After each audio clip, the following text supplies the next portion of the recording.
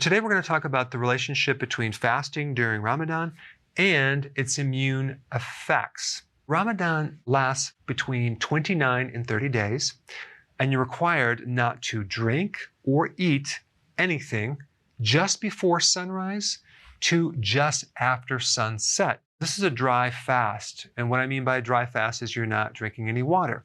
Now, before we get into the benefits, I do want to point out this one very, very important point. If you look at some of the studies done on Ramadan, you're going to see some mixed reviews. And I think the reason for that, because what you eat before and after you fast is going to make or break your success. If you are eating a lot of junk food, refined carbohydrates, that is going to greatly inhibit these amazing effects that you could achieve if you added keto-friendly foods, low carb, during the meals. I mean, think about it. Ketones in general are antimicrobial. When you do fasting, you actually decrease what's called cytokines. There are different types of cytokines, and cytokines are chemical messages that communicate between your immune cells.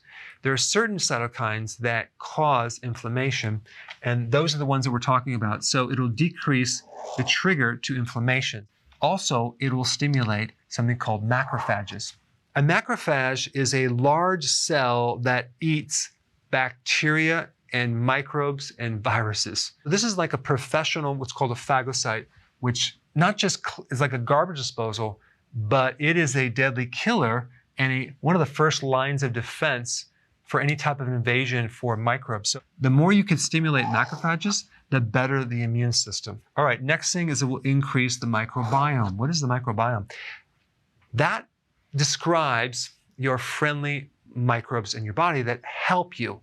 A great majority of your immune system, and I'm talking like 70%, is located in your large intestine. And I'm talking about the microbiome, which I did a video on, and I'll put that link down below, gives you incredible immune support. And without it, your risk for infection goes straight up and vertical. When you do fasting, which is kind of weird because you're actually kind of starving them, they live longer. There's certain type of genetic things that get triggered that support your immune system. Next thing is resistance to stress. When you fast, you increase your capacity to fight off stress, as well as DNA damage too. Also, when you fast, you decrease oxidative stress. You're going to have less free radicals. You're also going to get an increase in production of your antioxidant networks, which also can help as well. And lastly, fasting will increase autophagy, which is your body's ability to recycle old damaged parts, as well as microbes. There's a very specific type of autophagy called xenophagy, which targets pathogens. One huge benefit of fasting is basically the elimination of these microbes that can stay dormant in your body for many, many years. Ramadan has huge, powerful effects on the immune system, but I think it could be a lot better if you also add keto. If you're new to my channel, I put a link down below of exactly what you should be eating to enhance your benefits. If you want more information about fasting, check out this intro video right here.